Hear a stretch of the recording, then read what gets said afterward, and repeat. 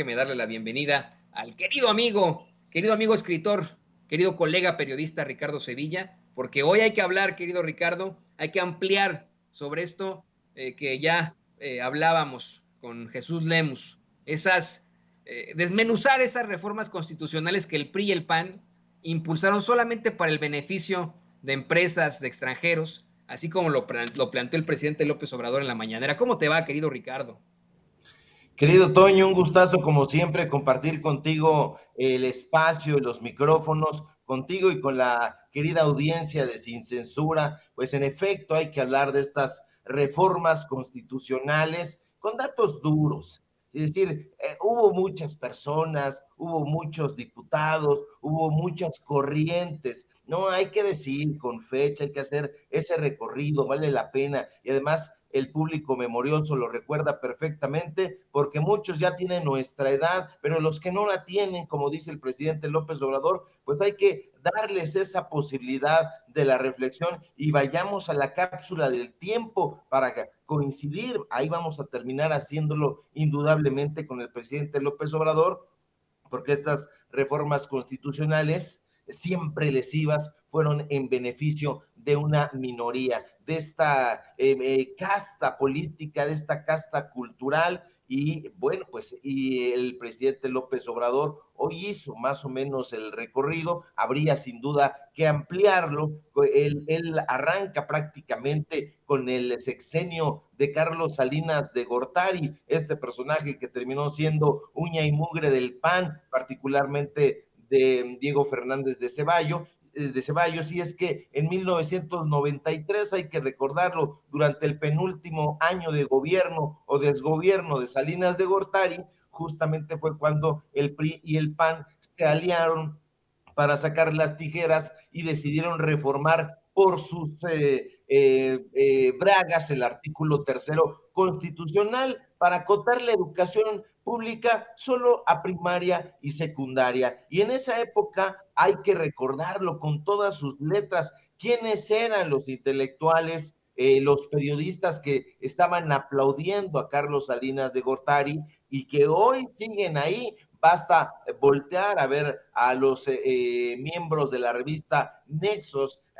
los miembros de la revista Vuelta en esa época, hoy travestida a Letras Libres, y fueron precisamente los que se encargaron de avalar esa reforma al artículo constitucional, donde pues a ellos les parecía algo ordinario. Bueno, pues nada más hasta la secundaria y no hay ningún problema. Pero no solamente fue eso, el salinismo dejó sus cuotas lesivas, como ya sabe la gente, pero también Ernesto Zedillo. Se habla poco de Ernesto Zedillo Ponce de León, este personaje que en 1995 pues aprobó junto con el PRI pues el aumento del IVA del 10 al 15%. La decisión en ese momento fue respaldada por 290 votos de ese partido, del PRI, y tuvo la oposición de 170 diputados de los otros partidos, muchos de los cuales ya se difuminaron, ya se perdieron en el tiempo. Pero aquí lo interesante, y no hay que olvidarlo, es al famoso Humberto Roque Villanueva. ¿Lo recuerdas, Toño, público? El entonces diputado federal, que era el coordinador de la bancada del PRI, que celebró de forma, digamos, particular, con las manos empuñadas y meciendo los brazos hacia la cintura, haciendo aquella señal estulta que después sería conocida como la Roque señal, y que marcaría uno de los momentos más cuestionados, más terroríficos del gobierno de Ernesto Zedillo. Ese mismo año también, Toño, en el 95, que fue fatídico para la población mexicana, porque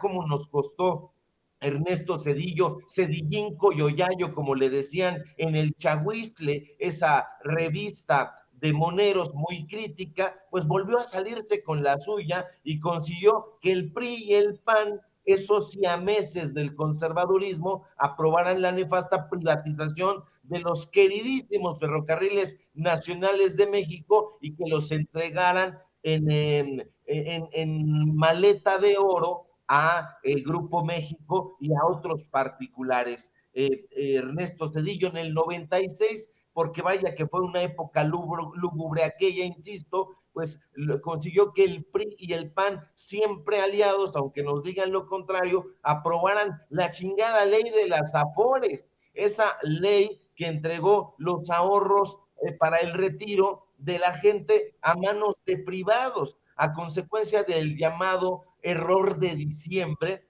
Ernesto Zedillo Ponce de León iba muy sonriente y muy caminador ahí con Hilda Patricia de Zedillo, a la cual le gustaba el chupe. Pues bueno, gracias a este personaje se inició ese cambio del sistema de pensiones mexicano que hoy todavía estamos padeciendo y que en esa época nos quiso vender para disque incrementar el ahorro interno del país utilizando los fondos de la seguridad social. En ese momento, y poco se habla de eso, se abandonó el tradicional esquema de pensiones solidarias, es decir, de las pensiones financiadas con ingresos generales del Estado, por uno de capitalización individual, donde los fondos serían manejados por administradores especialmente creadas para ese fin tracalero. Hoy mismo seguimos lacerados por esa sedillada. Y si no, hay que ver simple y sencillamente las ganancias que obtienen las tres mayores afores que hay en México. La Afore siglo XXI Banorte, que ahora está ahí enquistada en el Seguro Social, uno no sabe para qué carajo exactamente, pero ahí está David Razú Aznar, que es un personaje bastante tétrico y bastante rata, pero ahí está. Hay que preguntar en Banamex, hay que preguntar en Sura, y pues el secreto de la bonanza de estas empresas está en las jodidas, elevadas tasas de interés que cobran por gestionar los recursos, Toño. Por cierto, que son las más altas de América Latina y las naciones de la Organización para la Cooperación y el Desarrollo Económicos, y de eso no se habla, ese tema no se toca, pero hay que preguntarle a nuestros adultos mayores y que ya vamos en esa ruta.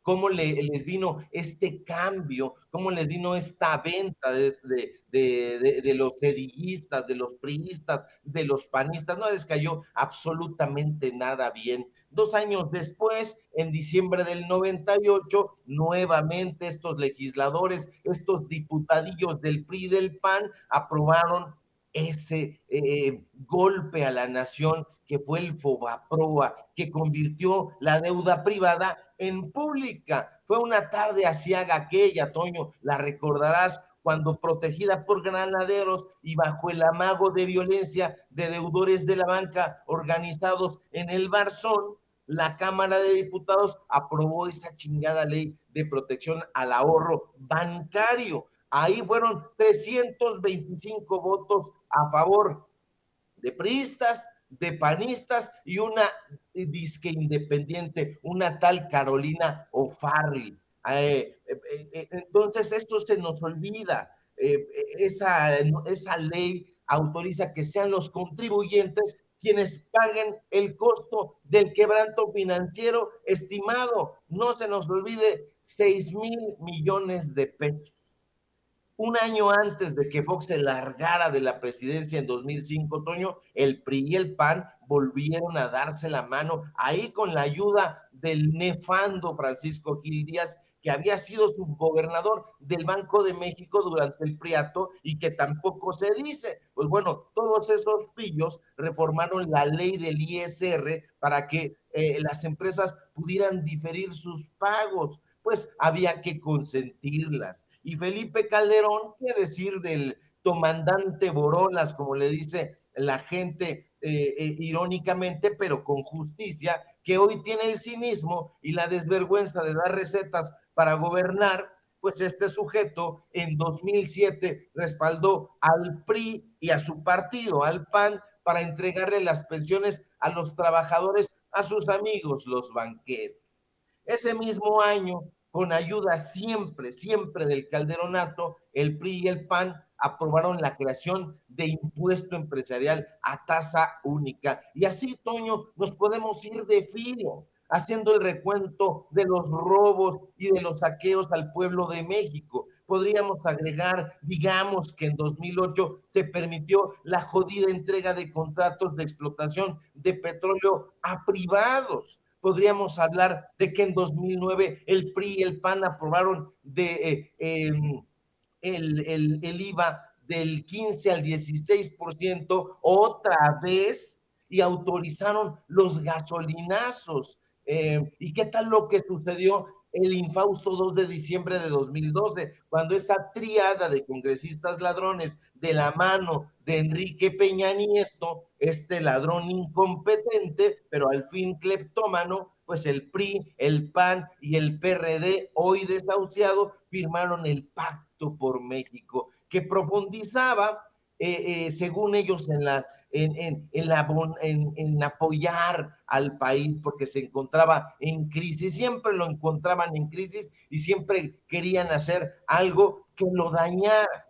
En realidad lo que hicieron fue profundizar, Toño, en las privatizaciones del sector de las comunicaciones, del sector energético, del sector educativo y, por supuesto, de la seguridad social. Entonces, ese tipo de cosas, ese tipo de reflexiones hay que tenerlas en cuenta, Toño, con datos muy precisos, con nombres muy concretos, porque de esa manera, si llegan travestidos de ovejas, nos vamos a dar cuenta que son simple y sencillamente lobos que están disfrazados y que lo único que quieren pues es garantizar no los derechos de la ciudadanía, sino los derechos de las empresas. Eso es lo que acusó, palabras más, palabras menos, el presidente López Obrador, y que esos personajes son los que están pagando chayote, son los que están maiceando a comunicadores, a disque intelectuales, para que defiendan esta narrativa que es no solamente golpista, porque no golpean nada más porque sí, Toño, público memorioso,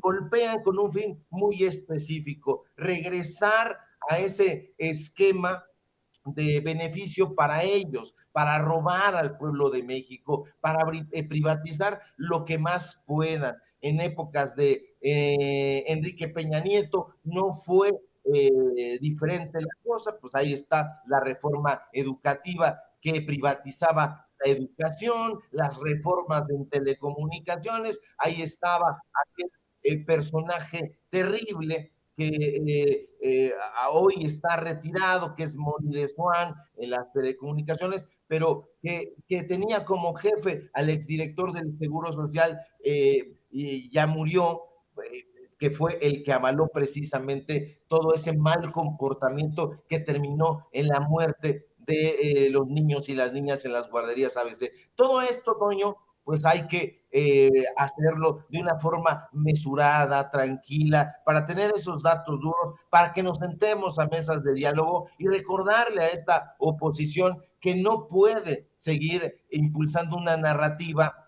para acceder otra vez al poder, puesto que toda este historial oscuro, negro, nefasto, es el que le acompaña, de tal suerte que la gente no podría, si conociera todo esto a detalle, y lo conocen muchos, desde luego, pues volver a votar por esos partidos políticos.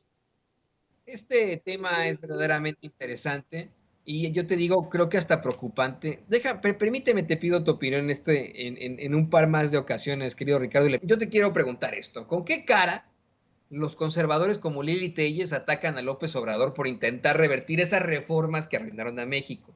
¿Quién apoya a estos flatulentos políticos, en su mayoría panista, querido Ricardo? Vamos, se lo planteaba también a Jesús Lemus, cómo es que, pues uno en su sano juicio, yo creo que hasta los más conservadores de los conservadores no estarían de acuerdo con entregar al país por cacahuates. ¿Quién verdaderamente? Yo no entiendo la estrategia de la oposición de seguir confrontando a López Obrador. Esto creo, querido Ricardo, que en lugar de perjudicar al presidente López Obrador, que lo critiquen en Tercer Grado, en Televisa, en TV Azteca, en Grupo Imagen, en Milenio, por defender la soberanía energética, por ejemplo, o intentar revertir estas reformas, pues le ayuda más, ¿no? La gente, ¿quién en su sano juicio? Ahora que salgas tú, no sé si hoy es jueves de tianguis, no sé cuándo tienes tú los tianguis, que siempre me antojas los ricos tacos que venden en los tianguis, pero ahora que vayas al tianguis, ¿quién en su sano juicio te va a decir sí? Estoy en contra de López Obrador porque está tratando de revertir las reformas que arruinaron a México.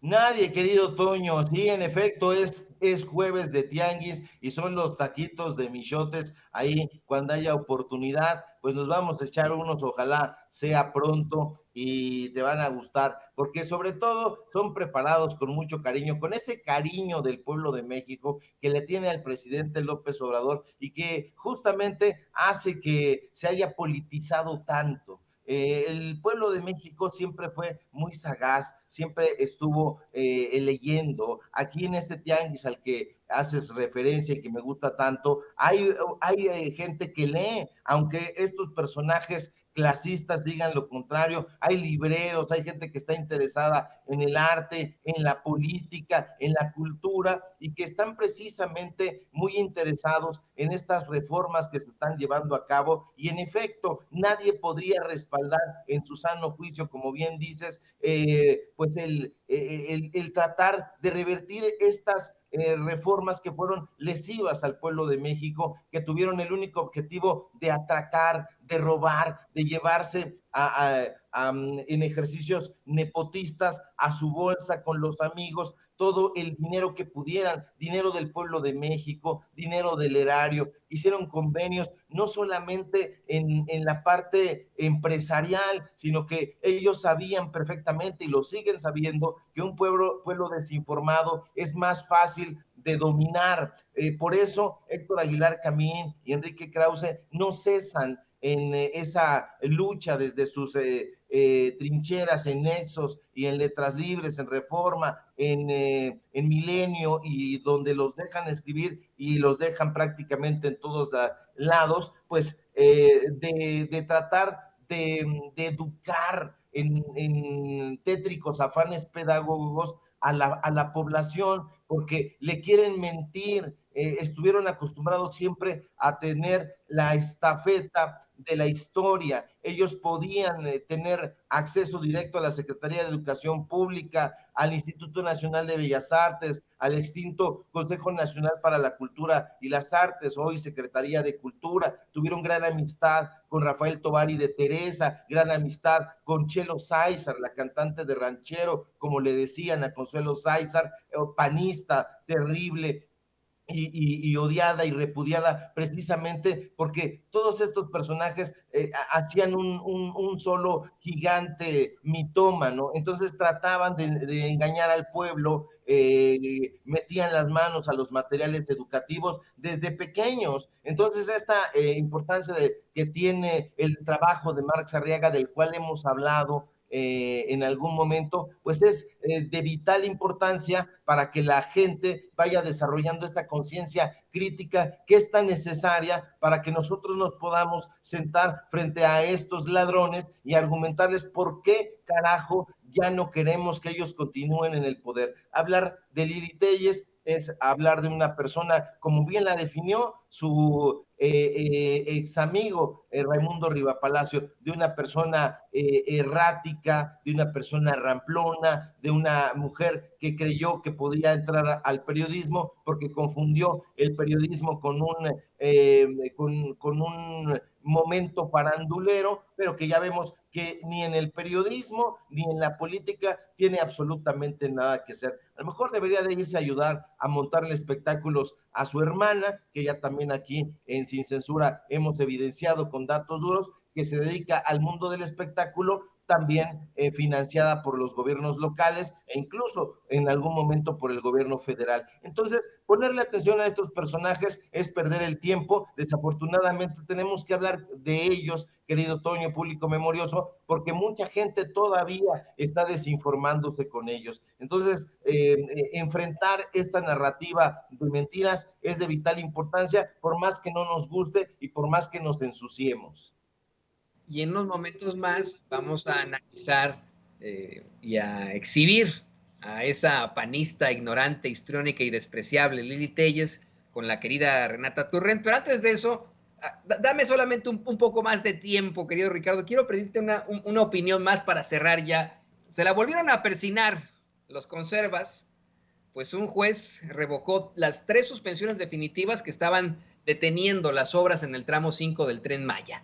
Y bueno, pues esto simple y sencillamente es otra caída para la oposición, pero quieren jugar la carta de que todo va muy bien y que ellos están pues vamos, enfrentando muy bien al presidente López Obrador y que el gobierno está en llamas, que el pueblo de México está en llamas, que el Estado está en llamas. Hace unos momentos nos compartía por aquí doña Ceci Vega un tuit que pues retuiteaba también por ahí Leo Zuckerman, un tuit de Claudio X González que dice, uy, alguien amaneció de malas en Palacio Nacional luego de ver que los expertos dijeron que este será un sexenio perdido en materia económica. ¿Los expertos de quién, no?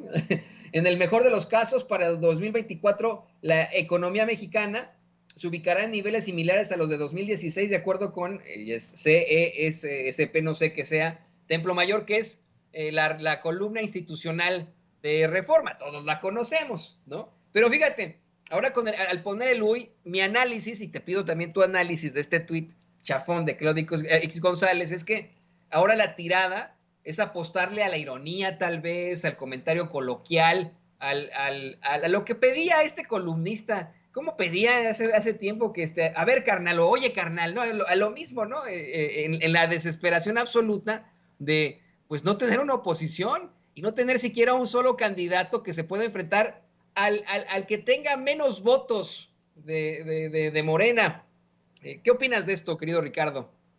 Opino lo peor, querido Toño, público memorioso, y opino lo peor porque Claudio X González ha dado pruebas suficientes de querer golpear al gobierno López Obrador para enquistar a sus políticos que le allanaban el camino para que él hiciera negocios. Es un personaje golpista, pero además es un personaje tenebroso y que hay que tener bien cuidado de observarlo, porque si lo observamos por fuera, tiene todo el look de villano de cómic, pero además de eso, es un personaje que sí actúa a espaldas del pueblo de México. Hay que recordar que nosotros lo evidenciamos también aquí en Sin Censura, tendrá un año acaso, pero que esa información todavía sigue vigente, porque enquistó a personal de Mexicanos contra la Corrupción y la Impunidad, a el PREP, el programa de resultados previos del INE. Entonces ahí estaban gente de Claudio X González, gente de Mexicanos contra la Corrupción y la Impunidad, incluso en redes sociales trataron de debatir con nosotros, los exhibimos y salieron huyendo muy a la manera en que lo hacen estos personajes, siempre apostando, como bien dices, pues a la supuesta ironía, que son simple y sencillamente arrojar piedras sobre su propia cabeza. Estos personajes ya no tienen argumentos y entonces están pensando que a lo mejor con chistes, con sarcasmos, con alquilar a Víctor Trujillo y sus supuestas ironías misóginas, a Chumel Torres y su comicidad barata y ramplona, pues van a convencer al pueblo de México. Este tema del Tren Maya lo conocemos muy bien, lo hemos investigado, hemos estado ahí, y buena parte de la vía, por ejemplo, que va de Yucatán a Quintana Roo, pues no se quitó prácticamente ni un árbol, Toño, ni un árbol, y eso no lo pueden debatir porque estuvimos ahí, le preguntamos a los ingenieros, le preguntamos a la gente que estaba a cargo, y nos dijeron, bueno, aquí no se tiró absolutamente nada, ni un árbol, no se podó nada. ¿Por qué? Porque lo que hicieron fue aprovechar la vieja carretera libre y ahí hicieron el tendido de las vías. Que quieran defender los intereses del grupo Xcaret y de la gente que quiere quedarse con el agua, porque el tema es de fondo y hay que entrarle. Les interesa el botín hídrico de la región. Hay que recordar que el 70% del agua del país se encuentra en el sureste, lo hemos dicho, lo hemos conversado, y pues allá hay intereses de empresarios del norte porque quieren llegar al sureste y quieren apropiarse no de un parque acuático, no, eso es lo de menos, eso es para los turistas de ocasión. Ellos quieren el botín hídrico, el botín del agua, y sobre eso tendremos que estar platicando. Acuerden, no quiero tener boca de profeta ni de vaticinador, pero es el tema del agua, no es otra cosa, y eso lo tiene que saber el público memorioso, pero pues evidentemente van a jugar a la manera del burro Van Ranking, de Esteban Arce, de Omar Chaparro y de todos estos pueriles diciendo que las cosas les van muy bien, pero no hay argumentos. Los invitamos a que vengan aquí a Sin Censura para que les demos una paliza o vamos a sus espacios, porque además damos madrizas intelectuales a domicilio. Así es, así es. Y bueno, pues querido Ricardo, ¿qué te parece que nos compartes tus redes sociales, tus espacios? Yo quiero insistir en eso, te envidio. Se escuchan esos tacos de michote deliciosos, híjole, híjole. ¿Cómo te envidio con piña? Hay veces en las que al michote le ponen piña. Híjole, cómo se me antoja, mano. Pero ahí afuera de TV Azteca, hace muchos años había unos tacos de michote, precisamente a los que les ponían piña, cebollita. No, no, no. Buenísimos. Y a los que les debo también parte de la colitis que hoy padezco. Bueno, además de los estreses que me hicieron pasar ahí, ¿no? Pero a esos ricos tacos de michote. Por favor, compártenos tus redes sociales y con mucho gusto cuando vaya a México, espero que nos encontremos en un jueves y te pueda acompañar ahí al tianguis. Claro que sí, querido Toño, y ahí hacemos una transmisión en vivo para que la gente vea que nosotros sí estamos al pie del cañón y del lado del pueblo, siempre del lado del pueblo, y esa colitis que padeces no fue por los tacos, estoy seguro, sino por las muinas, diría mi abuelita, que te hizo padecer Ricardo Salinas Pliego y todas sus huestes nefastas. Síganme por favor en mis redes sociales, en Twitter, @Sevilla Crítico, en Facebook, Ricardo Sevilla, así nada más, conciso y conceso. Síganme por favor en el diario Basta, donde estoy escribiendo una columna diaria. Síganme por favor en los Datos Duros MX, así como se escucha de corridito. Hoy tenemos informativo en punto de las 8:30 y por supuesto aquí en Sin Censura, donde estamos participando entre 11 y 12 del día. Te mando un fuerte abrazo, querido Toño, y si todo marcha bien, ojalá que sí, nos encontramos por aquí el día de mañana. Así es, aquí te vamos a estar viendo con mucho gusto. Queridísimo Ricardo Sevilla, periodista, escritor, y bueno, ¿quién exhibe a los que no quieren ser exhibidos con datos duros?